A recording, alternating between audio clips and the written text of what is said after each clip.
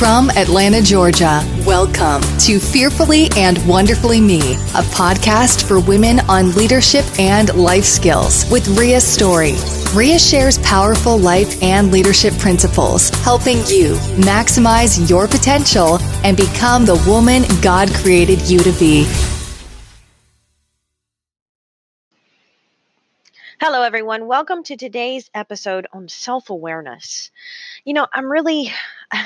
This is the topic that I find is so important for so many people. And I'm always really excited to talk about this subject because it was so impactful for me in learning to overcome setbacks in life and learning to take things with a positive attitude and learning to look at things with a positive perspective. I first had to be self-aware about what I was going through and what I was feeling. Daniel Goleman talks about self-awareness, and he says that it's recognizing a feeling as it happens, and knowing one's emotions is the keystone of emotional intelligence.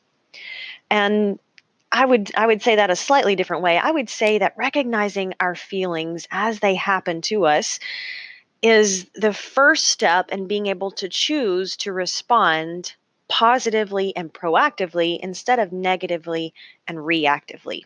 In other words, in order to make the right response based on what's going on around us, we've got to be able to first recognize that it's happening and what kind of feelings and emotions it's causing.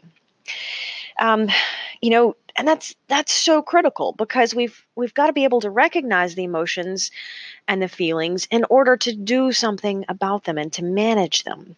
We're human. We absolutely are going to have thoughts and feelings and emotions. We're going to have days when we don't feel so good, days when it's just a little tougher to maybe get up out of bed and face the world, or days when it seems like everything goes wrong from, you forget to put the filter in your coffee before you start the coffee pot to and I've done that. In fact, I've forgotten to put the water in before I hit the start button. That doesn't work so good either.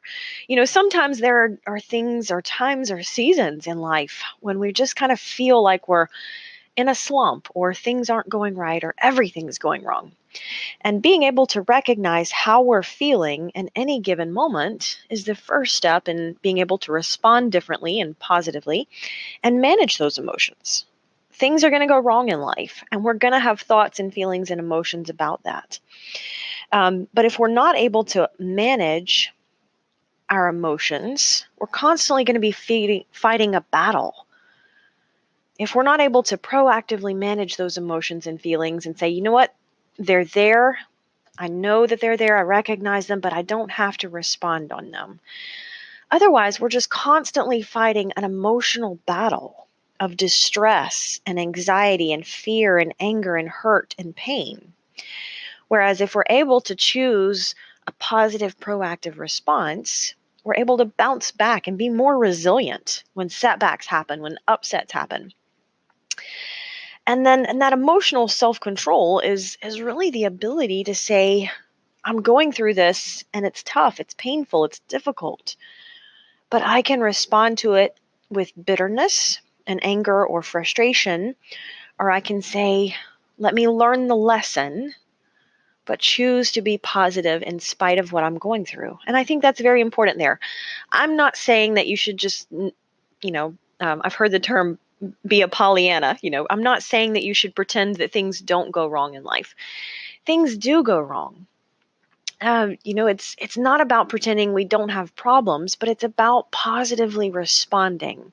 It's about choosing an inner state of mind that is not dictated by the circumstances around us. Joy is a decision that we make. It's not a product of our environment, our circumstances, or where we are physically. Joy is a state of mind that we choose. And in doing that, in choosing joy, we're able to transcend any experience, anything that we've gone through. When we're able to be aware of the emotion and then choose a positive emotion, we're able to transcend anything that we've gone through. We're able to look at any perspective. Some of you, if you've been following my blogs, you know that I recently went through the situation where my father was charged with several felonies, including the sexual abuse that I went through as a teenager. And it was extremely difficult week. The trial was very emotional for me. It was hard. It was very difficult and traumatic. And at the end of it, the jury decided there was not enough evidence to convict. And that was a tough thing to go through. Aside from actually living through all of that abuse as a teenager, going through the week of the trial itself was probably the next most difficult thing that I've experienced. And yet, I've still got the opportunity and the option to choose to be grateful for the things that I have. I've chosen to focus on the blessings that I have, the friends that supported me, the family who loved me and came and stood by me. And, everyone has been so kind and offering everything from hotel rooms to cook food. And I can choose to focus on that. I was speaking to someone the other day and talking about, emotionally being self-aware and then choosing a state of joy regardless of our circumstances. And that was a big step for me in my healing and saying, you know what? It's that ability to say, it's the difference between saying I've gone through something difficult and I'm surviving, and going through something difficult and I'm learning to thrive again. I often say that resilience is the difference between I didn't die and I'm learning to live again. And that's really where we want to be, is that learning to live again, right? It's being self-aware and saying, yes, that was tough and painful, but I'm learning to live again. I'm not just surviving, I'm thriving. And it's a big step in being able to be grateful for the things in our lives that we've gone through, even when they're painful, because they shape us in a specific way. They influence us. Now, how they influence us is our decision. It's always our choice to be stronger. I've often said that we don't choose to be victims in life, but we choose to be survivors. But in order to be able to make that decision, we've got to be self-aware. We've got to be able to recognize the feelings as they're occurring to us, and then we can manage them most appropriately. The other part of that is, once we're able to first be aware and then manage our emotions, is we're able to help others in that same situation. So once I can recognize feelings in myself and then manage them proactively, I'm also able to help other people, and I'm able to be more effective in helping other people do the same thing. This might look like, your son or daughter comes home from school and they're so upset because they didn't get the grade that they wanted or they worked hard for or they thought they deserved. And you can recognize that and say, you know what, you didn't get the grade you wanted or worked for, but how can we learn from this and do better next time? So because you're able to respond proactively yourself, you're also able to help them figure out, what can we do better? What can they do better next time? Rather than just blaming the teacher or blaming other circumstances. It's the self-awareness is the key to self-responsibility, and really taking responsibility and ownership ourselves and saying, yes, this isn't as good as it could be, but what can I focus on? What can I control that's going to allow me to make a positive change in my circumstances? And that is where so much emotional freedom comes from. That's when life becomes really beautiful, because whatever's happening to us in life, even when we don't like it, and there are things we're not going to like, but they don't have to determine how much joy we have in life.